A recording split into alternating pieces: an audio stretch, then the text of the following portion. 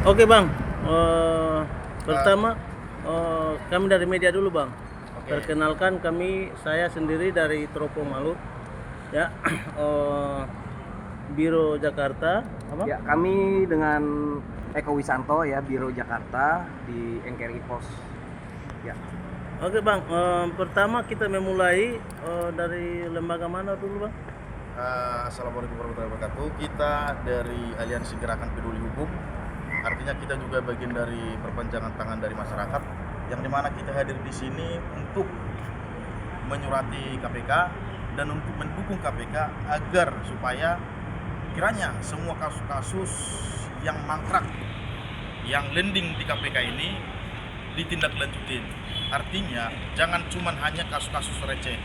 Nah, kemudian mulai berlakunya Undang-Undang Nomor 19 Tahun 2019 terkait dengan perubahan Nomor Undang 30 Tahun 2002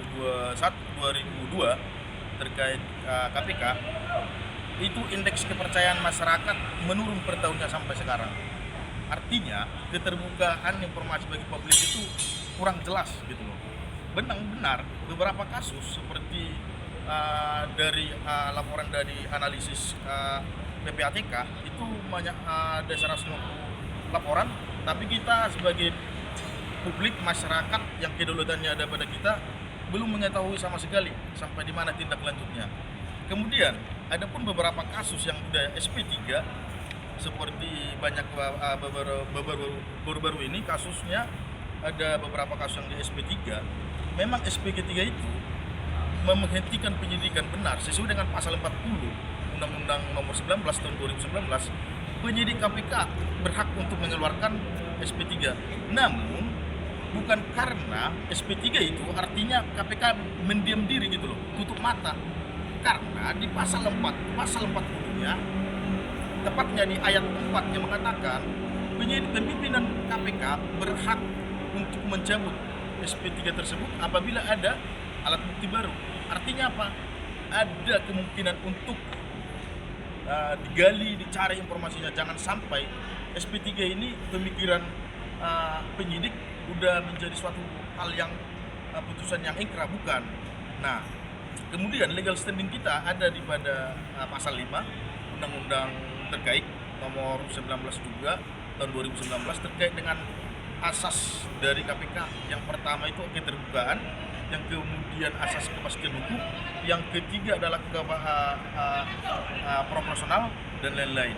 Oleh sebab itu kita meminta kepada pimpinan KPK agar supaya tetap mengusut kasus tersebut, walaupun memang pada dasarnya sudah di SP3 sesuai dengan putusan Mahkamah Konstitusi bahwa SP3 itu hanya putusan sementara, artinya masih bisa dikembangkan kembali. Memang benar maksimum 2 alat bukti itu, tapi 2 alat bukti itu menurut saya gampang sesuai dengan pasal 184 itu, bahwasanya keterangan terdakwa juga bisa dijadikan bawah bukti di bawah persidangan, yang dimana majelis hakim bisa memutus suatu perkara dengan 2 alat bukti saja. Artinya kalaupun sebegitu minim alat bukti, bisa keterangan terdakwa itu bisa dijadikan, karena di dalam metode pembuktian kasus tindak pidana ada namanya itu hak diberikan kepada terdakwa untuk membuktikan terbalik hartanya, contoh kata 100 juta, namun dia hanya bisa membuktikannya 70%, 30% dia tidak bisa mempertanggungjawabkan, ya udah sikat gitu. Jadi itu yang ingin saya sampaikan, karena oleh kepemimpinan baru KPK, oleh sebab itu kita selalu mendukung agar senantiasa terus memperjalankan ataupun menjalankan segala aktivitas ataupun laporan yang sampai KPK. Mungkin itu ada yang tambahkan. Ya, mungkin saya tambahkan sedikit lagi.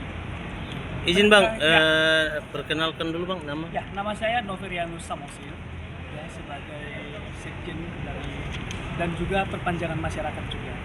Nah, dugaan perkara yang mangkrak ini kan seperti yang disampaikan rekan saya itu kan menjadi hutang oleh para KPK. Ya, kenapa saya katakan hutang? Ini dugaan saja, Pak ya. Karena masih banyak analisa atau hal-hal yang kita perhatikan terkait dengan hal tersebut. Contohnya yang mangkrak, contoh ya Pak ya. Contoh yang mangkrak dugaan korupsi Bank Senturi itu sebenarnya masih mangkrak, ya kan? Nah, kemudian apa lagi? Dugaan suap pemilihan deputi gubernur Indonesia begitu. Kemudian apa lagi? Suap dugaan suap proyek sistem komunikasi radio terpadu.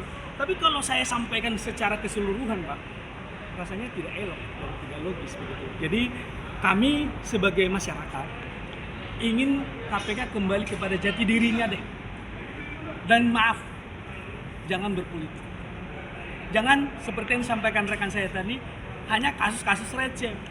Kesannya berpolitik, kesannya begitu Pak ya. Tapi kita mau KPK menjadi jati diri yang sebenarnya, seperti disampaikannya tadi, KPK harus transparan, KPK harus terbuka, dan ada laporan kepada masyarakat. Karena kita masyarakat ingin mengetahui sampai sejauh mana kasus-kasus yang cukup dugaan mangkrak tersebut. Sekian menurut saya. Itu yang Abang jelaskan tadi menjadi bagian dari harapan dan dukungan untuk KPK sendiri sebagai lembaga pemberantasan korupsi dalam rangka lebih mengutamakan pada aspek independensi daripada berorientasi pada kepentingan politik ya.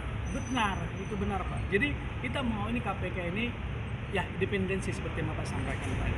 Karena kenapa Pak? Karena sejauh yang kita lihat di media, kita sebagai masyarakat hanya melihat kasus-kasus politisasi aja Pak. Jadi kita mau kasus-kasus yang kita sampaikan tadi yang mangkrak, tidak mungkin saya terangkan satu persatu karena cukup banyak, dugaan saja Pak. Mohon diselesaikan, jangan sampai di SP3-kan karena ada batasnya Pak, hanya 2 tahun. Dimungkinkan bisa jadi apa? SP3. Begitu Pak. Jadi kami mendukung tetap KPK untuk bekerja secara profesional, menjadi jati dirinya, menjadi independen. Harapan kita sebagai masyarakat seperti itu Pak. Oke Bang, bentar dulu Bang. Sejauh